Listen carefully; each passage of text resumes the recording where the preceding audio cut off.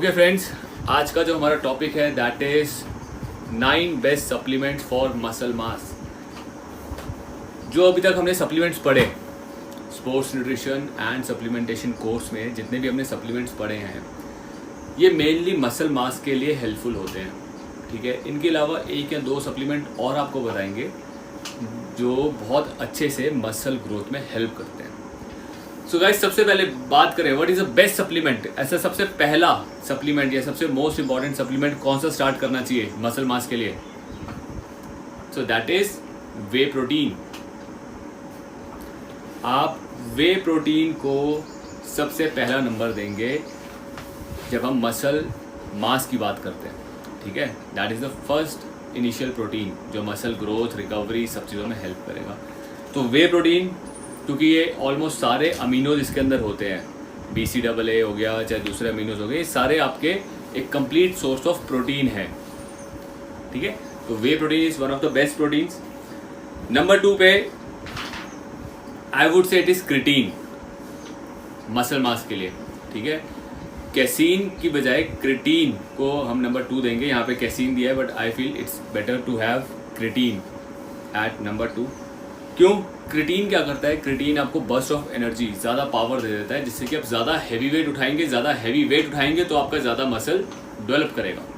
Muscle हमेशा ज़्यादा heavy weight उठाने से ही डेवलप करता है, तो वो आपको क्रिटीन पावर देता है। तो क्रिटीन को नंबर 2 पे रखेंगे। Number 3, yes, BCAA is good. आप BCAA का यूज़ कर सकते हो। BCAA अगेन ये फैट को भी बॉडी में कम करेगा, फैट परसेंटेज को, और मसल्स में इसका मेन इंपॉर्टेंट काम होता है मसल को एनर्जी और काम करने के लिए। इसके बाद नेक्स्ट मैं अगर बात करूंगा that is ZMA। ZMA number 8 पे यहाँ पे दिया हुआ है। यहाँ पे एक्चुअली क्या है, वो नंबरिंग इन्होंने वैसे नहीं दी हुई, बट ये सारे सप्लीमेंट्स दिए विच आर बेटर। मैं आपको नंबर वाइज बता रहा हूँ। नंबर नेक्स्ट, अगर आप क्रिटीन के बाद BCAA के बाद कोई चीज़ यूज़ करना चाहते हैं that is ZMA, zinc magnesium Sprite. ठीक है, जिंक मैग्नीशियम एस्पराइट ये एक सप्लीमेंट है जिसके अंदर जिंक होता है, मैग्नीशियम होता है और एस्पराइट और B6 या B कॉम्प्लेक्स वगैरह होते हैं। ये एक्चुअल जो मैंने जब यूज़ किया था ना, आई कुड फील यस ये मसल डेवलप कर रहा है।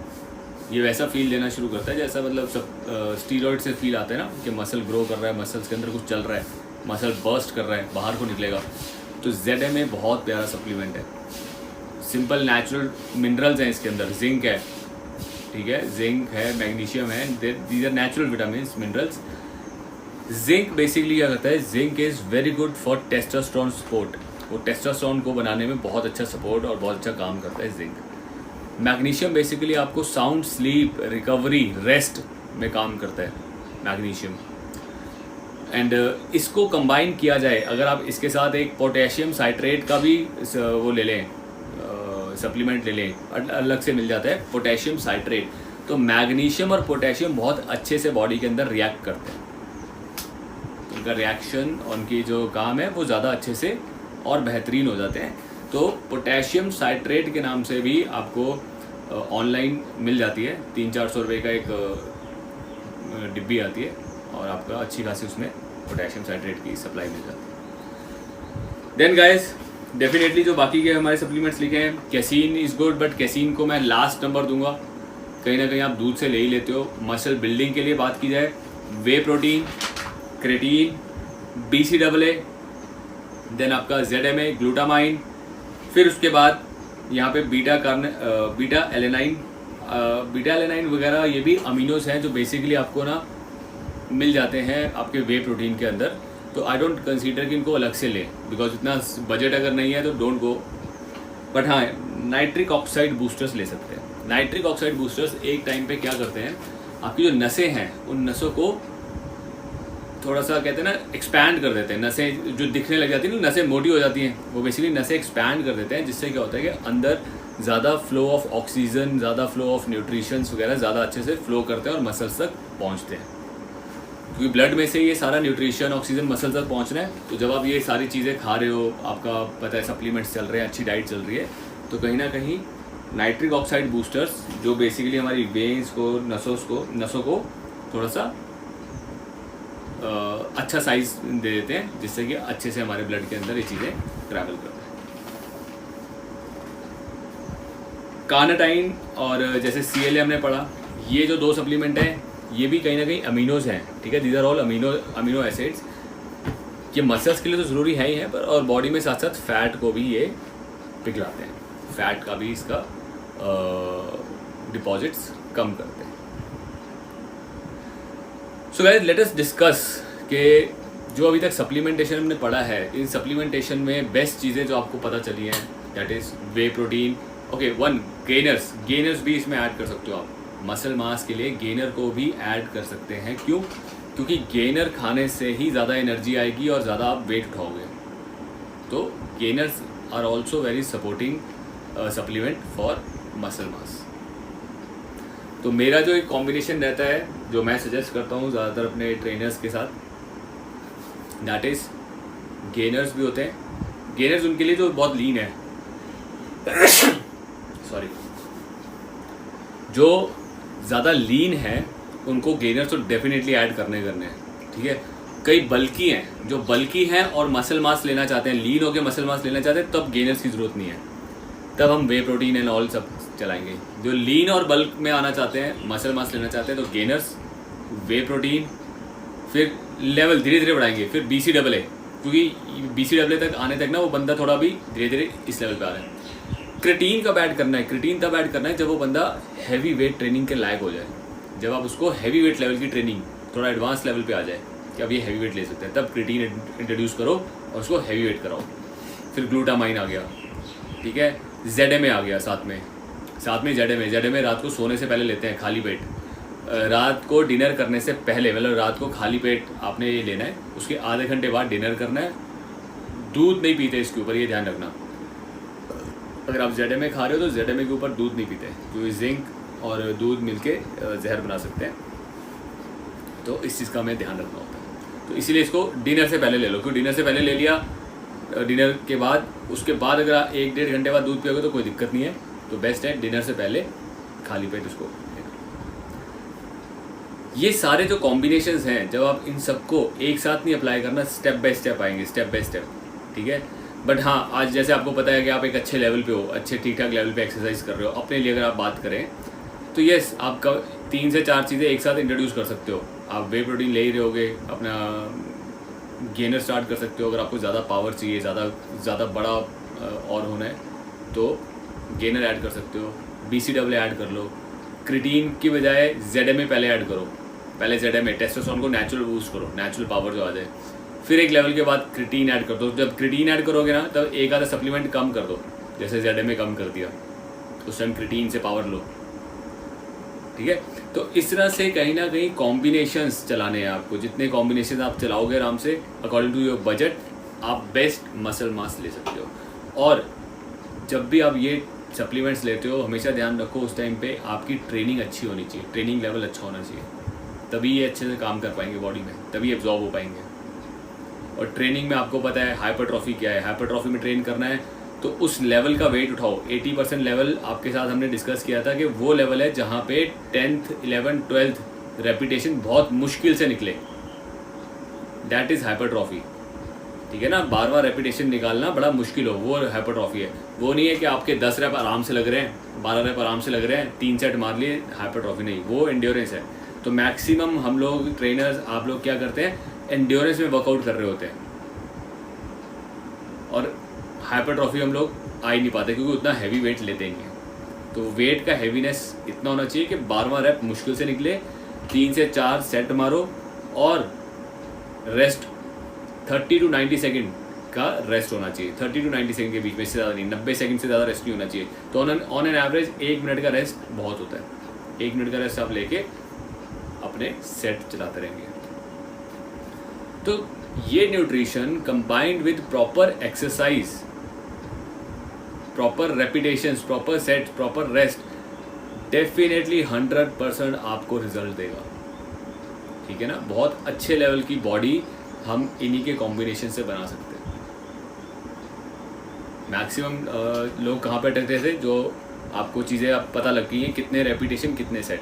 फिर हाइपरट्रॉफी जब एक लेवल पे रुक गई कि यार एक लेवल पे हमारा मसल रुक गया, नेक्स्ट क्या करना है, फिर स्ट्रेंथ एक्सरसाइज करनी शुरू करो, फिर हैवी वेट से कम रेपिटेशन और हैवी वेट कम रेपिटेशन। तो जितना आप स्ट्रेंथ एक्सरसाइज करोगे, स्ट्रेंथ एक्सरसाइज करने से ज़्यादा ताकत आएगी, फिर हाइपरट्रॉफी में हो ज़्यादा वेट के साथ, पहले से ज़्यादा वेट के साथ आप हाइपरट्रॉफी एक्सरसाइज कर सकते हो। तो इन्हीं का कॉम्बिनेशन स्ट्रेंथ एंड हाइपरट्रॉफी का कॉम्बिनेशन चलता रहेगा। और इधर से जब आपको पता है आपने स्ट्रेंथ ट्रेनिंग करनी है तब क्रिटीन चलाओ, तब वे प्रोटीन गेनर क्रिटीन ये चलाओ। जब हाइपरट्रॉफी करनी है तब उस टाइम क्रिटीन हटा दो, ZMA चलाओ, ठीक है। तो इस तरह के जब आप कॉम्बिनेशंस डालना शुरू कर दोगे तब आपके रिजल्ट भी बहुत अच्छे से दिखेगा और बहुत जल्दी 6 से 8 महीने में बहुत अच्छी प्रॉपर बॉडी बन जाती है, मतलब दिखाने लायक प्रॉपर कट्स के साथ 6 to 8 months। क्लियर है? ओके गाइस, आज का जो हमारा टॉपिक है ये यही था। कोई भी चीज़ें डिस्कस करना चाहते हो, कोई प्रॉब्लम्स हैं या किसी को भी कोई चैलेंज आता है तो आज हम डिस्कस कर सकते हैं, टाइम है तो। एनीवन? यस सर, एक चीज मेरे को पूछनी थी। बोलिए सर, मैंने ना सर अपने फेसबुक पेज पे जो है अपना डाइट डाला था, जैसे कि बहुत सारे फ्रूट थे, फ्रूट सैलेड डाला था। तो वहाँ पर जो है एक लड़के का जो कमेंट आया कि भाई बहुत सारे फ्रूट एक साथ नहीं लेने चाहिए, ये हमारी बॉडी को जो हार्म पहुँचाते हैं। सर ऐसा कुछ है कि हम फ्रूट सैलेड में बहुत सारे फ्रूट एक साथ नहीं ले सकते? ऐसा नहीं कि बहुत सारे, कुछ फ्रूट्स का कॉम्बिनेशन अच्छा चलता है, कुछ फ्रूट्स का। जैसे केला हो गया। हाँ, तो कौन कौन से फ्रूट्स थे? एप्पल है। सर आप बोलो। नहीं, कौन कौन से फ्रूट्स डाले थे आपने? सर केला है, एप्पल है, अंगूर है सर, उसके अंदर में सर और जो है स्ट्रॉबेरी हो गया, और सर ऐसे ही पाइनएप्पल है सर, इस तरह के कीवी हो गया सर, ये सारी चीज़ें थी उसमें। नहीं, ऐसा कुछ नहीं है। फ्रूट्स का कॉम्बिनेशन एक बारी में 2 से 3 अलग अलग फ्रूट्स वैसे यूज़ करने चाहिए। क्यों? इसका एक रीज़न क्या होता है, कुछ फ्रूट्स सिट्रिक होते हैं, कुछ मीठे होते हैं और कुछ फ्रूट्स की ना अलग प्रॉपर्टीज़ होती हैं। तो कॉम्बिनेशन जो होता है ना फ्रूट्स का, जैसे एप्पल के साथ बनाने का कॉम्बिनेशन बहुत अच्छा नहीं चलता, समझ रहे हो? आपका कॉम्बिनेशन क्या है, आप तरबूज खरबूजा ये आप साथ में खा सकते हो, कोई दिक्कत नहीं है। आप इनके साथ केला खाओगे वो नहीं जाएगा। तो केला ना थोड़ा सा एक ऐसा है जो थोड़ा सा अपने में अलग ही रहता है। आप एप्पल के साथ जितने भी एप्पल जैसे फ्रूट्स होते हैं, जैसे नाशपाती,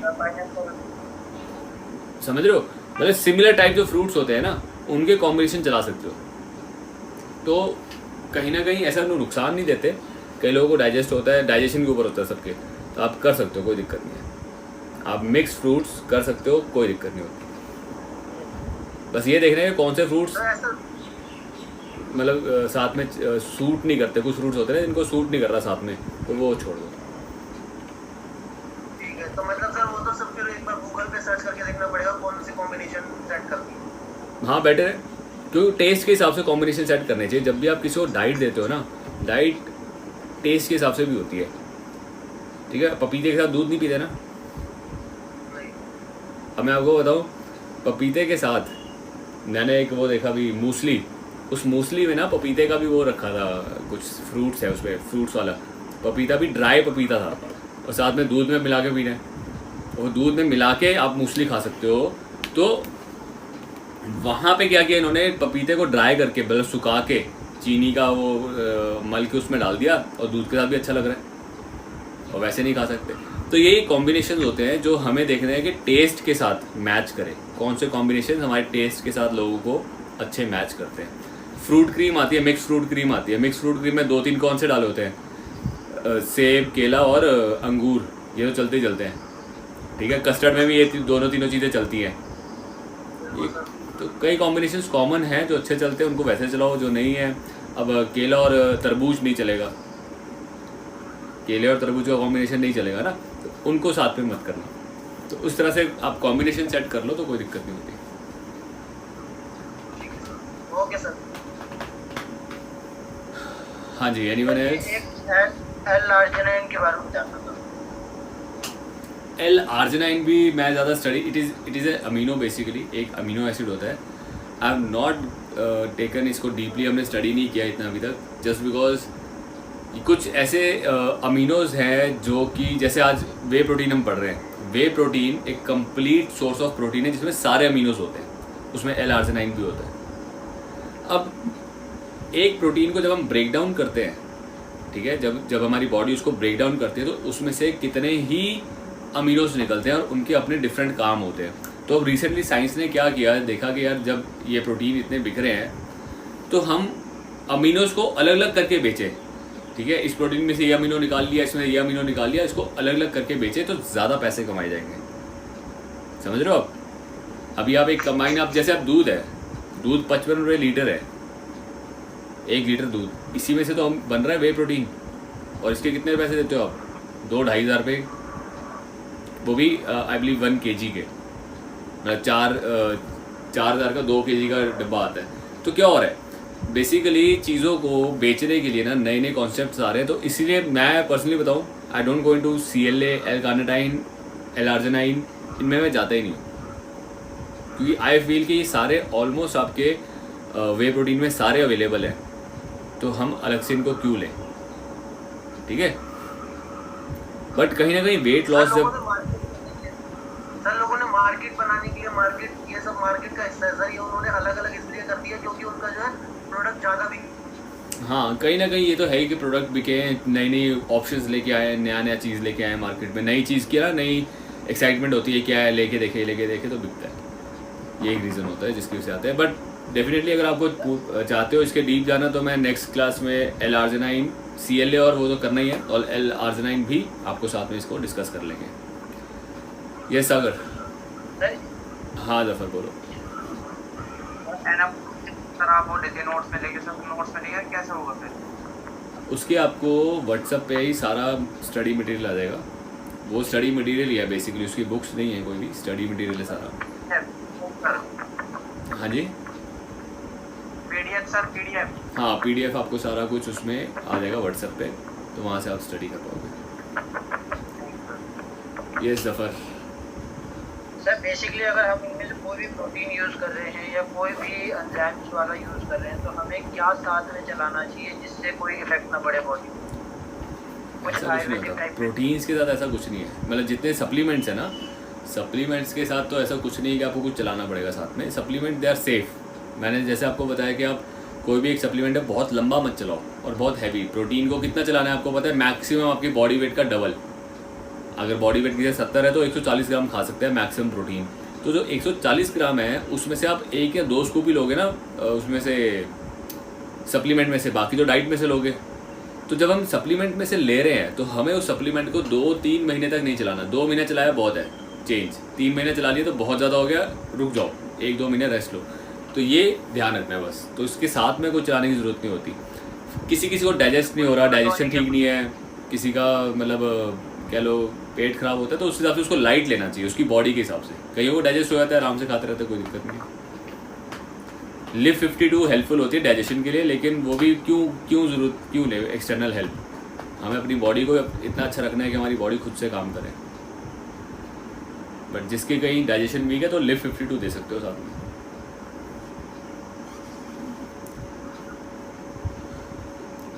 एनीवन एल्स?